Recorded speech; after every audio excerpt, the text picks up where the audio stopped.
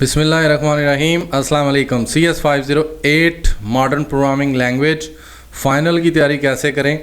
तो इसकी तैयारी मुश्किल भी है, आसान भी है।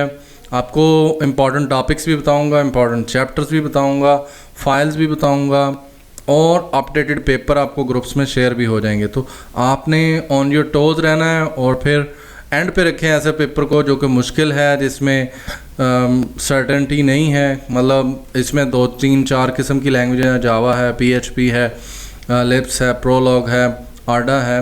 तो बहुत सारी लैंग्वेजेस हैं, उनके सिंटैक्स, उनके रूल्स, उनकी डाटा टाइप्स के बारे में सवाल होते हैं। तो आपको बड़ा ही होना चाहिए परफेक्ट, तब आप इनके आंसर्स कर सकते हैं।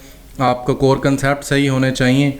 तो चलते हैं वीडियो के ऊपर और हम सबसे पहले बात करेंगे कि चैप्टर कौन से हैं। उसके लिए मॉडर्न प्रोग्रामिंग लैंग्वेज के 23 to 45 चैप्टर्स में जाना है आपने। इसमें पहले ही प्रोग्रामिंग इन लॉजिक, ये प्रोलॉग, इसमें से काफ़ी अच्छे सवाल आते हैं। आपको इसका पैराडम, इसके रूल्स, इसके फैक्ट्स पता होने चाहिए अगर आपने गो थ्रू करना है। प्रोलॉग के लाजमी फैक्ट्स एंड रूल्स और उसकी डेटाबेस और क्यूरी, तो इसके रिलेटेड आपको ये फैक्ट्स आपने याद करने हैं। लॉजिक प्रोग्रामिंग क्या है, कैसे लिखते हैं, तो ये आपको फ़र्स्ट ऑफ ऑल इनके रिलेटेड लाजमी पता होना चाहिए।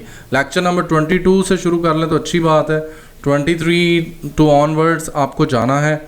तो ये मैं आपको साथ साथ लेके चलता हूँ।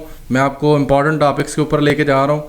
प्रोलॉग मोस्ट इंपॉर्टेंट है। Rules and facts of the Prolog same to same related to query and the database. तो आपको उसको गो थ्रू करना है। इंपॉर्टेंट टॉपिक्स में से है, इसमें से शॉर्ट और लॉन्ग लगेंगे। मैं आपको दिखाऊंगा भी जो पुराने पेपर हैं उसमें से कैसे सवाल आए हुए हैं। जावा एंड C#, इसकी मैंने बात छोड़ दी थी कि C# का नहीं मैंने बताया। तो इसके अंदर से भी सवाल आते हैं। 25% MCQ यहाँ से आ सकते हैं। अगर आपको जावा और C# की कॉमन चीज़ें पता हों तो उधर से आपको MCQ आने के चांसेस हैं। Features of C# and the objectives of C# और एडवांटेजेस ऑफ C#। तो ये C# भी इसे बोलते हैं, तो आप देख लीजिएगा। Classes and types of classes, तो क्लासेस, इंटरफेसेस और अब्स्ट्रैक्ट क्लासेस। तो क्लास के जो हैं प्राइवेट, पब्लिक, उनको भी देख लेना। क्लास को देख लेना, क्लास के पार्ट्स को देख लेना, टाइप्स ऑफ क्लासेस को देख लेना। नेक्स्ट हम मूव कर रहे हैं right a code in PHP। तो कोई छोटा मोटा कोड आ सकता है जिसमें प्रिंट करना है। इतना सिंपल सी बात है। इको और आगे डबल कोटेशन में वर्चुअल यूनिवर्सिटी लिख दें तो आप प्रिंट करवा सकते हैं। इको लिख दें, प्रिंट लिख दें, प्रिंट एफ लिख दें, कुछ भी है आप, मतलब बहुत ही आसान है अगर आपको 2 लफ्ज़ का कोड आता है। PHP मोस्ट इम्पॉर्टेंट जो है data types, print command and also how we define variables in PHP। तो PHP की बेसिक है। मेरा ख्याल ज़्यादा से ज़्यादा भी 5 मिनट या 10 मिनट लगते हैं इसकी बेसिक देखने को। अगर आप देख लें, अपने हैंडआउट्स में भी देख सकते हैं। Implicit and explicit describe functions. तो इम्प्लिसिट ऑटोमेटिक होता है, एक्सप्लिसिट जो हम खुद डिफ़ाइन करते हैं। तो इसको देख लेना है आपने कि जो प्रोग्रामर डिफ़ाइन करेगा वो एक्सप्लिसिट है, यानी यूज़र डिफ़ाइन। और जो ऑटोमेटिक या बिल्ट इन फंक्शंस होते हैं उसके बारे में इस तरह की बात हो रही है, तो आपने देख लेना है। Any program will be given from the lecture number 41। तो you need to go through from 41। Lecture number 43 most important for operator, how we use them, how can use. तो 43, 41 और इनको आपने सही तरह तैयार करना है। इसमें से प्रोग्राम आ सकता है। एक भी बंदे का सही प्रोग्राम लग जाए MCQ के बाद तो मेरा ख्याल है बंदे को वहीं कंप्यूटर शट डाउन कर देना चाहिए। लेकिन नहीं, मैं पूरा पेपर देता हूँ भाई, सीधी बात है। जब मैं था तो मैं सिर्फ पेपर ही देता था। थोड़ा सा 1-2 घंटे तैयारी की और उसके बाद जाके पेपर पूरा फुल टूस किया और उसके कोई सवाल, कोई MCQ नहीं छोड़ा। कई दफ़ा बहुत ही अच्छा पेपर हुआ और सिर्फ इसी वजह से कि डिवोशन थी। Let's move to the another one कि जी हम फाइल्स की तरफ कैसे मूव करेंगे, फ़ाइल कौन सी रेडी करनी है।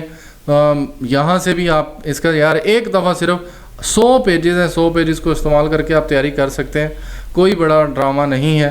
हम लोग जुनैद की फ़ाइल्स, क्योंकि जुनैद ने ये सब्जेक्ट्स काफ़ी गौर से पढ़े हैं, असाइनमेंट्स बनाई हैं, स्टडी किया है, या ग्रिप है उसकी, या उसने क्लोजली पुराने पेपर्स को स्टडी किया हुआ, तो उसने फाइल्स बनाई हुई हैं 37 है। अगर आपको लगता है कि ये फ़ाइल नहीं सही तो आप किसी और की भी चूज़ कर सकते हैं। आप मॉज की, वकार की, कोई भी किसी भी और टीम को आप जाके फॉलो थ्रू कर सकते हैं।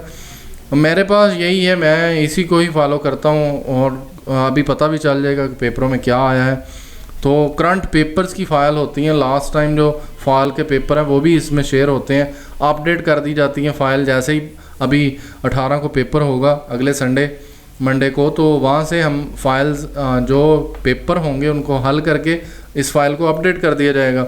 तो आप फिर दोबारा रीलोड कर लीजिएगा, रीडाउनलोड कर लीजिएगा। जुनैद की वेबसाइट VULMS हेल्प है, वहाँ से आप ले सकते हैं। Right 3 concepts of introduction of LISP Lisp, और सेम लिस्प के रिलेटेड के उसको कैसे यूज़ करते हैं। आडा प्रोग्रामिंग लैंग्वेज है, स्नोबल इसमें प्रोग्रामिंग लैंग्वेज यूज़ हुई है। तो सारी लैंग्वेजेस यूज़ होती हैं इसके अंदर, आडा, स्नोबल। आडा के रिलेटेड काफ़ी सवाल आए हुए हैं, लिस्ट कैसे बनाते हैं, वो कबोल्स। तो ये क्योंकि मॉडर्न प्रोग्रामिंग लैंग्वेज में सारे ही, ये देखें फीचर ऑफ स्नोबल भी लिखा हुआ है, तो इनको आपने देखना है गौर से। एलिमेंट्स और सेम स्नोबल से काफ़ी क्वेश्चन आए हुए हैं, लग रहा है LISP से काफ़ी क्वेश्चन आए हुए हैं। लेकिन इनको अगर हम लास्ट पे जाके देखें अराउंड अबाउट 30 पेजेस, तो वहाँ पे आप देखेंगे कि what is the seal struct and obstruct in C#। तो difference between implicit and explicit type, तो ये चीज़ें मैंने बताया भी है। जो कन्वर्जन्स वगैरह होती हैं ऑटोमेटिकली कंपाइलर खुद ही कर देता है इम्प्लिसिट, और अगर यूज़र करेगा या डेवलपर करेगा तो उसको एक्सप्लिसिट बोलते हैं। इन C# how many allocation, C# के रिलेटेड क्वेश्चन देखें, हीप डायनामिक के रिलेटेड, स्नोबल, आडा ये जान नहीं छोड़ रहे तो इनको तैयार करें। मेरा ख्याल है स्नोबल और आडा को सही तरह तैयार करना चाहिए।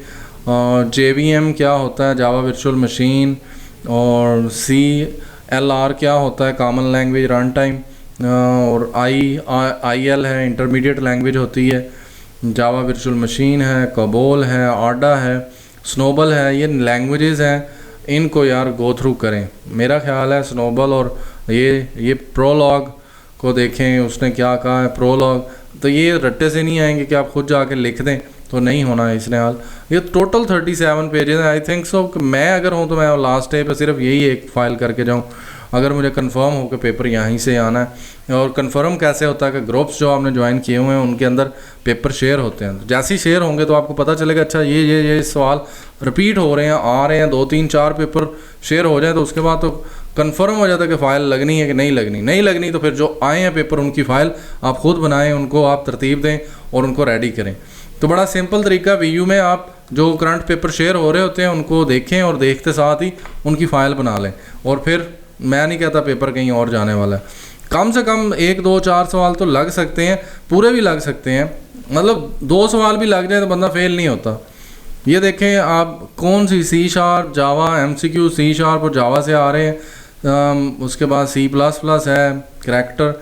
इसका मतलब ज़्यादातर सवाल जो हैं वो C# और जावा से MCQ आते हैं। प्रोलॉग से देखें क्या आया हुआ है, और MCQ से बंदा अंदाज़ा लगा लेता है अच्छा ज़्यादातर MCQ इस लैंग्वेज से आ रहे हैं, तो जो थ्योरी वाला पेपर है, सब्जेक्टिव पेपर है, वो दूसरी लैंग्वेज से आएगा। तो ये दोनों अल्टरनेट चल जाते हैं, या फिर दोनों कॉमन भी होते हैं, कई दफ़ा चीज़ें मिक्स भी होती हैं। तो आपने इन चीज़ों को गौर से देखना होता है। आई होप सो आपको मैंने थोड़ा बहुत गाइड कर दिया है, अब आप इसको लेके चल सकते हैं कौन सा चैप्टर कहाँ से। तो आई होप सो आपने वीडियो आपको पसंद आएगी और आपकी डिमांड पूरी कर जाएगी। अल्लाह करे आप बहुत अच्छे नंबर लें, पास करें सब्जेक्ट को और आगे चलें। थैंक यू जी, थैंक्स फॉर वॉचिंग।